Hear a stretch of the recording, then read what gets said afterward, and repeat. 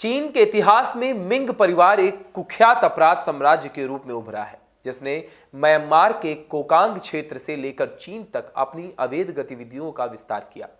इस परिवार ने अवैध किसानों, दूरसंचार, धोखाधड़ी, मादक पदार्थों की तस्करी, वेश्यावृत्ति और घोटाला केंद्रों का संचालन किया, जिससे उन्होंने लगभग 1.4 बिलियन डॉलर की अवैध आय निर्यात की है।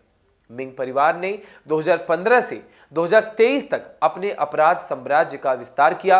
उन्होंने 1 लाख से अधिक विदेशी नागरिकों को धोखे से अपने जाल में फंसाया और उन्होंने जबरन ऑनलाइन धोखाधड़ी में शामिल किया।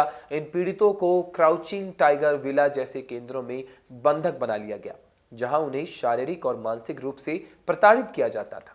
मामला क्या है? मिंग परिवार ने अपने अपराध साम्राज्य का संचालन अत्यंत गोपनीयता और प्रभावित एक तरीके से किया। उन्होंने म्यांमार के कोकांग क्षेत्र में अवैध कैसीनो और घोटाला केंद्रों की स्थापना की, जहां विदेशी नागरिकों को आकर्षित किया जाता था। इसके बाद इन लोगों को धोखे से बंधक बना लिया जाता था और उनसे अवैध गतिविधियों में शामिल होने के लिए दबाव बनाया जाता था। मिंग परिवार का जो पतन हुआ वो कैसे हुआ, समझाता हूं मैं आपको। मिंग परिवार का पतन 2023 में हुआ, जब म्यांमार सरकार और विद्रोही समूहों ने उनके खिलाफ कार्रवाई शुरू की। कई सदस्यों को गिरफ्तार किया गया और चीनी अधिकारियों को सौंपा गया। इसके बाद चीनी अदालत ने मिंग परिवार के 11 प्रमुख सदस्यों को मौत की सजा सुना दी, जबकि अन्य को आजीवन कारावास और लंबी जेल की सजा दी गई। उनकी संपत्ति जब्त की गई और भारी जुर्माना लगाया गया।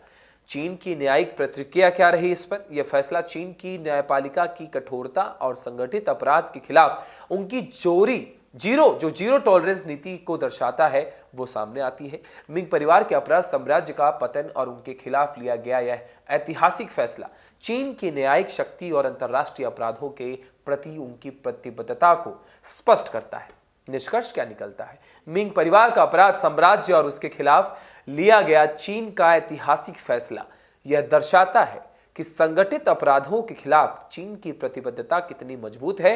यह घटना अंतर्राष्ट्रीय अपराधों के खिलाफ वैश्विक सहयोग और कार्रवाई की आवश्यकता को भी उजागर करती है।